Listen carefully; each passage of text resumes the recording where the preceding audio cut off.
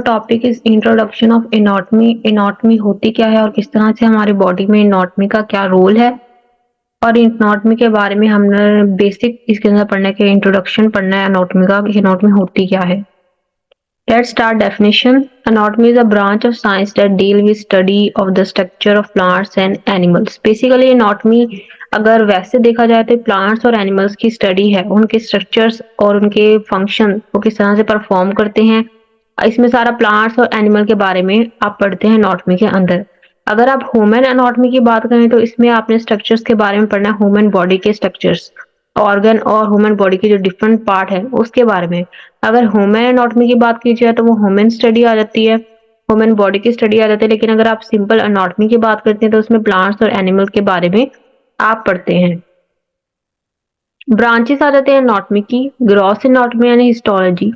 Gross anatomy को हम macroscopic anatomy भी कहा जाता है, क्योंकि यहाँ पर हम जो बॉडी के लार्ज ऑर्गन्स होते हैं उनके बारे में स्टडी करते हैं। स्टडी ऑफ दो structures of body that can be distinguish with naked eye, जिसको आप इजीली डिफरेंशिएट कर सकते हो अपनी आईज के थ्रू भी, उसको स्टडी कर सकते हैं ऐसे ऑर्गन्स को। जबकि histology is a microscopic anatomy. Growth जो है वो मैक्रोस्कोपिक है यानी लार्ज ऑर्गन्स की। हिस्टोलॉजी जो है वो वापस माइक्रोस्कोपिक है यानी स्मॉल ऑर्गन्स की। इसमें आप स्टडी करते हो ऐसे बॉडी के स्ट्रक्चर्स को जिनको आप अपनी नेकेड आई से नहीं देख सकते हो। ये बहुत ज्यादा छोटे होते हैं जिसके लिए आपको यूज करना पड़ता है माइक्रोस्कोप।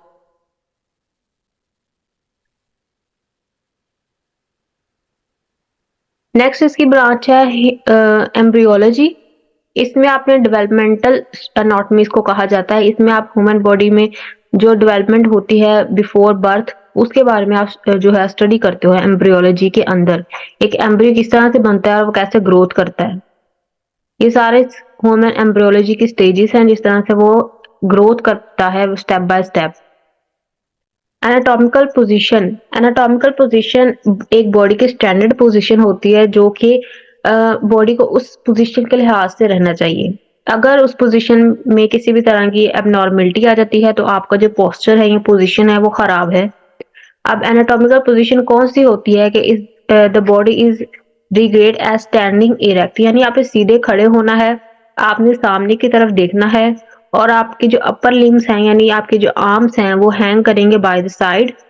पाम जो हैंड के हैं वो डायरेक्टली टुवर्ड्स होंगे और जो फीट हैं वो आपने साथ जोड़ के रखने हैं और आपकी जो टोज हैं वो पॉइंटेड टुवर्ड्स यानी सामने की तरफ हो। इसकी पर्पस इसका क्या है कि एनाटॉमिकल पोजीशन को हम क्यों इस्तेमाल करते हैं। Term to reference the human body एक स्टेबलाइज स्टैंडर्डाइज पोजीशन है जो कि किसी भी यूनिवर्सली तौर पर एक्सेप्ट की जाती है हर लिहाज से। इसकी डायग्राम इस तरह से है कि आपने सीधा इरेक्ट खड़े हो जाना है और आपकी जो आईज है वो सामने की तरफ होनी चाहिए। आपके जो आर्म्स हैं वो साइड बाय साइड होने चाहिए आपकी बॉडी के और आपके फीट टुगेदर होने चाहिए। ये आपकी है anatomical position. Planes of body. Body के अंदर मुख्तलिफ प्लेन्स हैं जिसके लिहाज से बॉडी को डिफरेंट पोजीशंस में कट किया गया है। प्लेन्स का पर्पस क्या है कि फैसिलिटेट करता है हमें एक इमेजिनरी प्लेन्स को उनका रिलेशंस आपस में देखने के लिए। इसमें हमारे पास जो चार प्लेन्स हैं जो बेसिक है वो है median plane, sagittal plane, coronal plane and transfer plane. ये हमारे पास चार प्लेन्स हैं जिनकी बेसिस पे हम बॉडी को स्टडी करते हैं। पहले हम बात करते हैं मीडियन प्लेन की। एक वर्टिकल लाइन है divide the right and left. ये बेसिकली बॉडी को राइट और लेफ्ट में डिवाइड करती है। यहाँ पर आपने मिड लाइन एक खींचनी है जो कि मीडियन प्लेन कहलाएगी, जिसमें बॉडी लेफ्ट और राइट में डिवाइड हो जाएगी। इसको हम मिड सैजिटल प्लेन भी कहा जाता है। इसमें इंटीरियर और पोस्टीरियर मीडियल लाइंस आ जाती हैं हमारे पास यूं। बॉडी को या तो ये इंटीरियरली और पोस्टीरियरली जो हमारे पास कोरोनल प्लेन है वो इंटीरियर और पोस्टीरियर में डिवाइड कर रहा है। Sagittal plane left hand side right side पे डिवाइड कर रहा है और जो ट्रांसफर है वो अपर और लोअर में बॉडी को डिवाइड कर रहा है।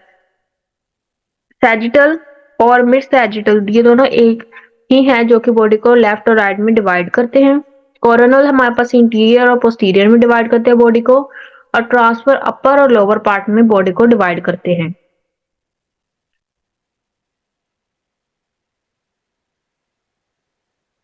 ये हमारे पास कोरोनल प्लेन है, सैजिटल प्लेन है, ट्रांसफर प्लेन है। इन प्लेन्स के लिहाज से हम बॉडी को स्टडी करते हैं, इंटीरियर, पोस्टीरियर, मीडियल, लेटरल और सैजिटल। एनाटॉमिकल टर्मिनोलॉजीज कौन कौन सी हैं? लैंग्वेज ऑफ, अगर हम एनाटॉमी के अंदर देखते हैं तो वहां पर कार्डियम से मुराद जो होती है वो आपका हार्ट होता है, और मायो का मतलब होता है मसल्स। मायोकार्डियम यानी मसल्स ऑफ हार्ट। इस तरह बहुत सारे टर्मिनोलॉजीज हैं जो कि हम एनाटॉमिकल टर्म्स में यूज करते हैं, जिसमें हमारे पास टू टाइप्स आ जाती हैं, एक टर्म ऑफ पोजीशन और टर्म ऑफ मूवमेंट। दो तरह से हम इसको डिवाइड करते हैं, एक पोजीशन के लिहाज से नाम रखते हैं और दूसरा उसकी मूवमेंट के लिहाज से नाम को हम रखते हैं। पहले हम बात करते हैं पोजीशन के लिहाज से। The term use to describe the position और रिलेशनशिप ऑफ स्ट्रक्चर्स। यहाँ पर हमारे पास रिलेशनशिप आ जाता है पोजीशन का स्ट्रक्चर के साथ। ये हमारे पास टर्म्स हैं जो कि पोजीशन के तौर पर बोली जाती हैं। जैसे इंटीरियर यानी सामने, बॉडी का जो फ्रंट पार्ट होता है, जो टुवर्ड बॉडी होता है वो इंटीरियर होता है, और बॉडी का जो बैक पार्ट होता है वो पोस्टीरियर कहलाता है। जो बॉडी का मिड लाइन होता है यानी टुवर्ड्स बॉडी वो मीडियल होता है, और जो अवे होता है बॉडी से वो लेटरल होता है। सुपीरियर अपर पार्ट को बोलते हैं यानी हेड वाली साइड को, और इंफीरियर सोल यानी फीट वाली साइड को, निचले हिस्से को इंफीरियर बोलते हैं, ऊपर वाले हिस्से को सुपीरियर। प्लांटर यानी सोल यानी बॉटम वाले जो आपका फुट होता है उसकी बॉटम की साइड यानी उसके सोल को हम बोलते हैं प्लांटर सरफेस। सुपरफिशियल जो nearest to the surface of the body यानी जो सबसे ऊपर होती है स्किन, वो हमारे पास सुपरफिशियल होती है, जब नीचे जाते जाते तो डीफिशियल हो जाती है।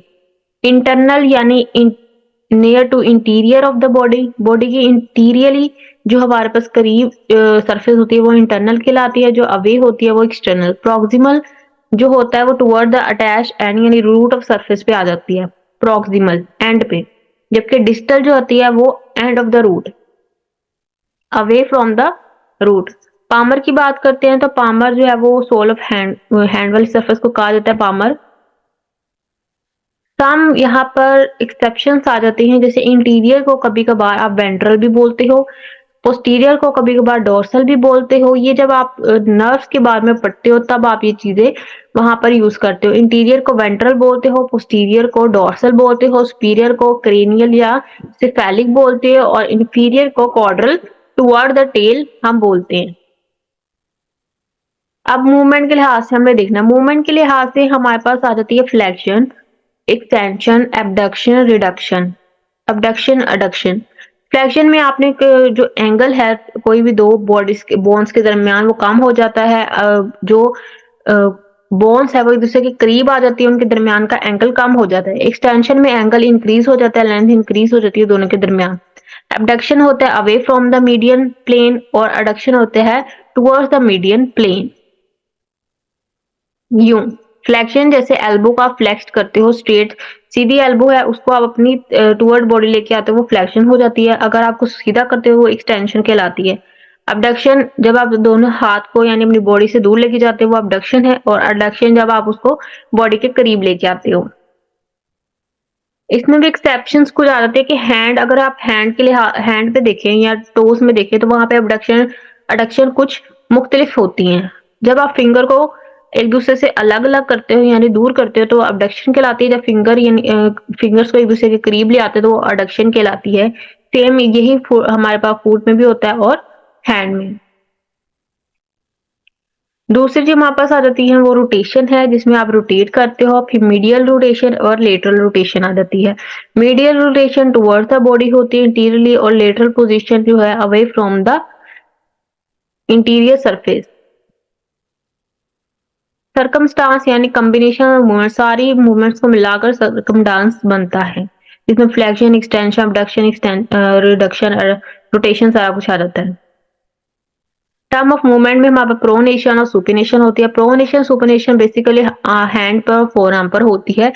प्रोनेशन और सुपिनेशन एक स्पेसिफिक एरिया पे होती है, आपके फोरआर्म पे और आपके हैंड पे। Pronation when a dorsum of the hand is turn toward forward without rotation of arm. जब आप अपने हाथ को सीधा करते हो तो वो आपके पास सुपिनेशन कहलाती है, जब आप अपने हाथ को उल्टा करते हो तो वो आपके पास प्रोनेशन कहलाती है।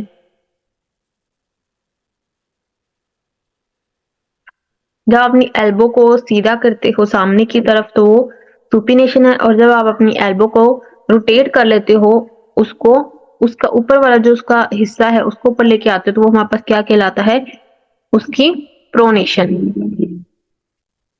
इन इवर्जन एंड इन्वर्जन, इवर्जन और इन्वर्जन क्या होता है? इन्वर्जन बेसिकली अगर आप पाँव को अपनी बॉडी की तरफ अंदर की तरफ रोटेट करते हो तो इन्वर्जन है, अगर आप पाँव को बाहर की तरफ मूव करते हो तो वो आपके पास इवर्जन कहलाता है। पामर डोर्सल, पामर जब आप डोर्सी वो होता है जिसमें आप अपने फुट को ऊपर की तरफ मूव करते हो, और प्लांटर वो होता है जिसमें आप सोल की तरफ आपका पाँव मूव करता है, वो आपका प्लांटर फ्लेक्शन कहलाती है। प्रोट्रैक्शन और रिट्रैक्शन क्या होते हैं? प्रोट्रैक्शन बेसिकली फॉरवर्ड मूवमेंट को कहते हैं, रिट्रैक्शन बैकवर्ड मूवमेंट को कहा जाता है। बेसिकली चीन में होती है, जब आप चीन को आगे की तरफ लेके आते हो वो प्रोट्रैक्शन कहलाता है।